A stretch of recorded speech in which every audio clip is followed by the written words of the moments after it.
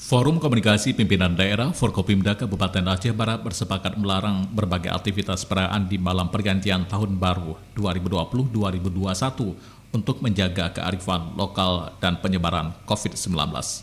Larangan telah diterbitkan secara resmi pada 16 Desember 2020 yang ditandatangani bersama Bupati Aceh Barat Ramli MS, Ketua DPRK Aceh Barat Samsi Barmi, Kapolres Aceh Barat AKBP Adrianto Agramuda, dan Dim Aceh Barat Letkol Infantri di Marbahtera.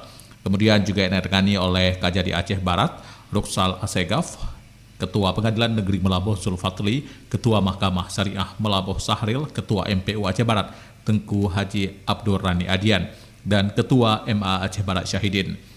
Dalam himbauan bersama tersebut dijelaskan larangan merayakan pergantian tahun Masehi untuk mengantisipasi penyebaran virus corona atau COVID-19 dan juga mempertimbangkan budaya serta kearifan lokal. Maka bagi masyarakat Kabupaten Aceh Barat yang dilarang merayakan Tahun Baru Masehi 2021, demikian ditegaskan dalam himbauan tersebut yang diterima RRI. Beberapa poin larangan yang lain disampaikan, yakni masyarakat dalam Kabupaten Aceh Barat dilarang menjual, membakar petasan atau mercon, beserta kembang api ataupun jenis lainnya. Masyarakat dalam Kabupaten Aceh Barat dilarang menjual, meniup trompet ataupun sejenisnya, kemudian dilarang melakukan kegiatan arak-arakan, serta tidak membuat kegiatan yang memicu kerumunan, seperti karaoke, keyboard, festival musik, balap liar, dan sejenisnya. Masyarakat dalam melakukan kegiatan sehari-hari agar mematuhi protokol kesehatan dengan memakai masker, mencuci tangan, dan menjaga jarak.